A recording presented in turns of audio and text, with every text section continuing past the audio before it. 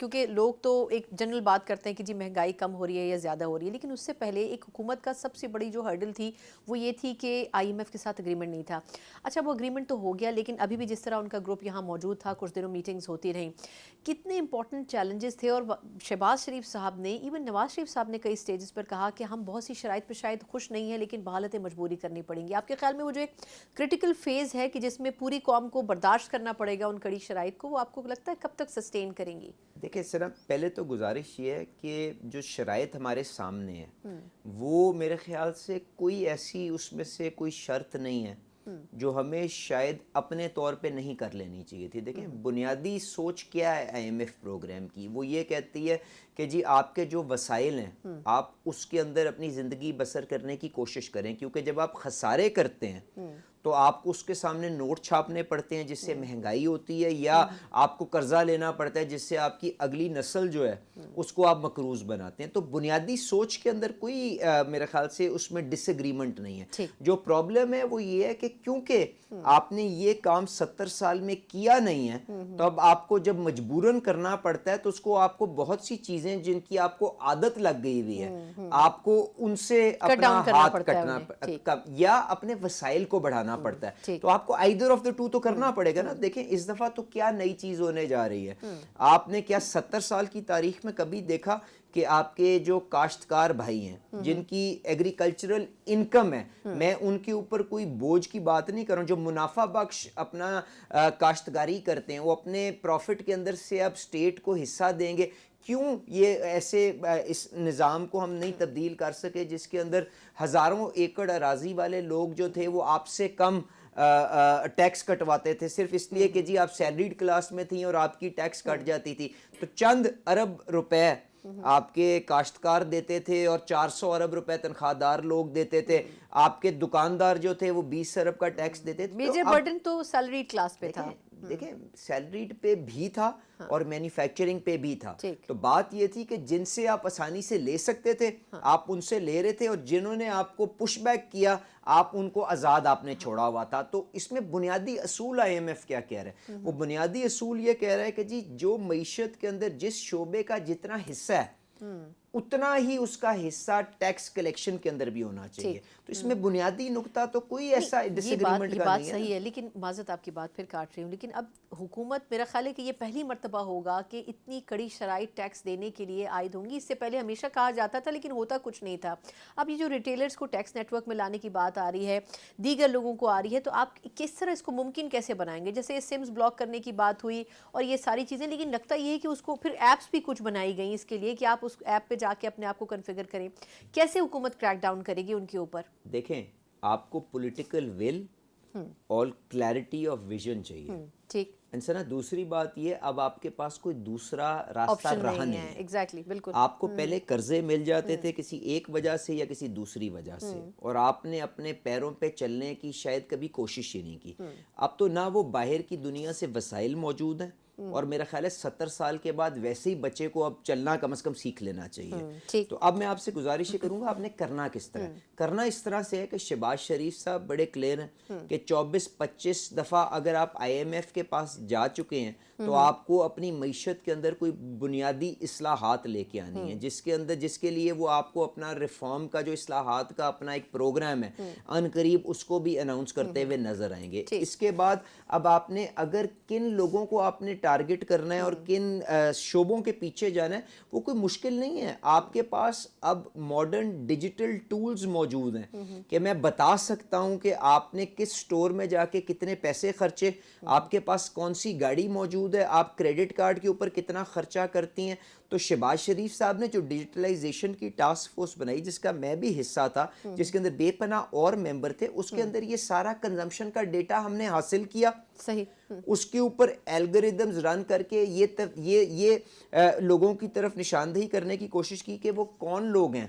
جو 3 گاڑیاں رکھتے ہیں. اب مجھے بتائیں کوئی 3 گاڑیاں رکھنے والا کوئی عام آدمی تو نہیں ہوگا. وہ کون لوگ ہیں جو 2 لاکھ روپے مہینے کا کریڈٹ کارڈ کے اوپر اپنا خرچہ کرتے ہیں؟ وہ کون لوگ ہیں جو 10-12 لاکھ روپے سال کا منافع بینک کے ڈپازٹ کے اوپر لیتے ہیں؟ تو جس کے اکاؤنٹ کے اندر 2-4 کروڑ روپے پڑے ہوں گے اسی کو یہ منافع آ رہا ہوگا نا جی. تو یہ سارا ڈیٹا آپ کے پاس electronic data point data sources کے تھرو موجود ہے. اس کے اوپر الگوریدمز کر کے ہم نے 2 لاکھ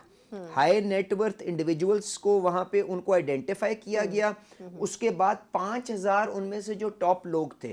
ان کے فیلڈ کے اندر ان کے آپ نے جو اساتذہ جات تھے ان کی جو ڈیٹیلز تھیں وہ بھیجیں اور کہا کہ ان کا ڈیسک آڈٹ کر کے بتائیں کہ کتنا ٹیکس آپ ان سے اکٹھا کر سکتے ہیں. تو ان 5000 لوگوں کے سامنے تقریباً 26-27 ارب روپے کی آمدنی تھی جو ٹیکس کے اندر نہیں آ رہی تھی, اور 7 ارب کا ٹیکس کا اس کا امپیکٹ تھا جو نہیں کور ہو رہا تھا. تو اب ہم نے کیا کیا, اس کے بعد ایک ڈیسک اوپر ڈیش بورڈ بنایا جس کے اندر آئیڈینٹیفیکیشن سے آخری دن جب تک فیلڈ والا ان کو پکڑ کے اکاؤنٹ میں پیسے نہیں جمع کروا لیتا, کیونکہ کیا ہوتا تھا پہلے کہ فیلڈ میں وہ جو بندہ نوٹس لے کے جاتا تھا آپ نے اس کو 5000 دیا 10,000 دیا, وہ ردی کی ٹوکری میں نوٹس گیا اور ریاست کو کچھ نہ ملا. تو اب یہ ڈیش بورڈ کے ذریعے جب ویزیبلٹی رکھیں گے اور آہستہ آہستہ 2 کام کریں گے, ان تھریشولڈز کو نیچے کریں گے. جب 2 گاڑی والے کے اوپر آئیں گے پھر 1 گاڑی والے کے اوپر آئیں گے تو یہ جو 2 لاکھ بندے